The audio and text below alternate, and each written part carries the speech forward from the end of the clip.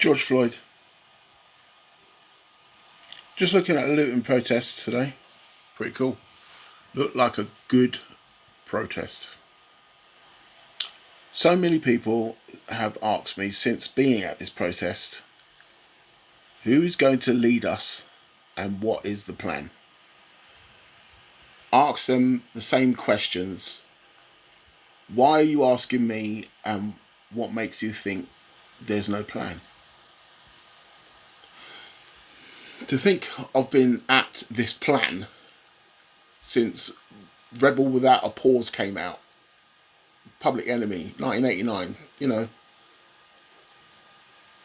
Do the Right Thing. Remember the film? Police Violence, Radio Raheem. Okay, that's when I started. But I started learning about how to deliver the plan and what the plan should be from listening to cassette tapes my dad gave me, little white cassette tapes, before I was a teenager, of economic classes. Well, I think it was like, seminar courses he was giving out when he was like a young man, younger than he is now. And I learned we have to do this together. There has to be a way of getting their attention. I sit here bewildered when people ask me these questions because I've been at it since this long. They continue to do whatever they want to do to us. Look how many years ago Rebel Without a Pause happened. Wow, it's shocking what they did to him, but that was real. It was a fictional film, but it was real what they were doing to us in the streets. That's why they made the film. That was shocking then. Nothing happened, nothing changed, because as long as we can say Black Lives Matter, they say right back to us, no, they don't, because they have all the money. They have all the control. If something happens to one of them, there's consequences and repercussions immediately. And you will imagine for a second it happened to one of them. The knee was on a Jewish man's neck. It would never. You can't even vision it. You can't even get it in your head. Wait a minute. One of them guys that own everything around you and got all the power and the clout. They got their own street, their own hospital, their own doctors, their own blah. They've got everything by themselves because they keep to themselves. They keep the money in their economic power in their own neighborhoods. They run the banks, they run the media, they run everything. Everything you've ever heard about them, stereotypically, is probably true. Okay, but you know what? You're missing the point.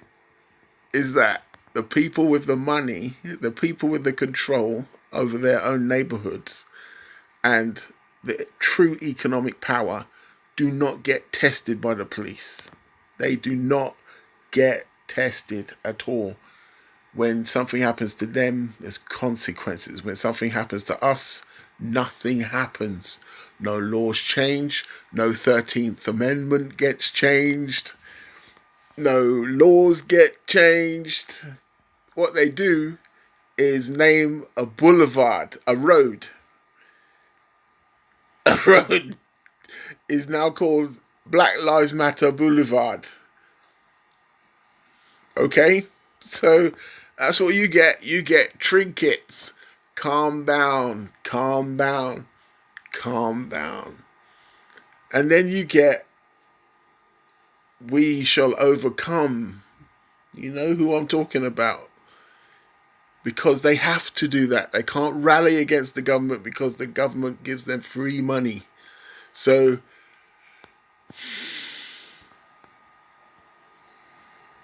I don't know how angry we have to get before something really changes.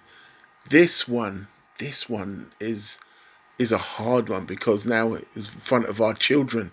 We were all at home because of COVID, and now this one was in front of our children. Our children saw this man getting squeezed out until he died. And so therefore, it was real to all of us.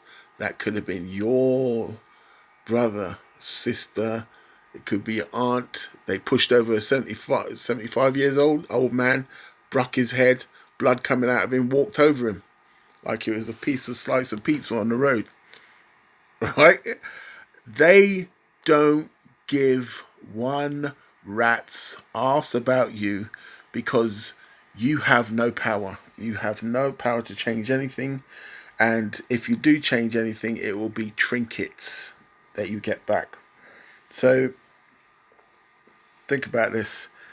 Colin knelt. You have to hit them where it hurts. Imagine all the NFL players, American football team players, all the black ones just said, "Nah, we ain't playing until there's change." Imagine they all got together and said, "Nah, yeah, we'll all got to," and they'll be like, "No," there'll be outrage. There'll be massive outrage. So one did it, and everyone was like, "Yeah, he's bad, he's terrible." President told him he was the son of a. Okay, so therefore, he was vilified, and that was it. He was benched forever and moved, shook and shaken, and shipped and shaped, as they call it, and he was gone.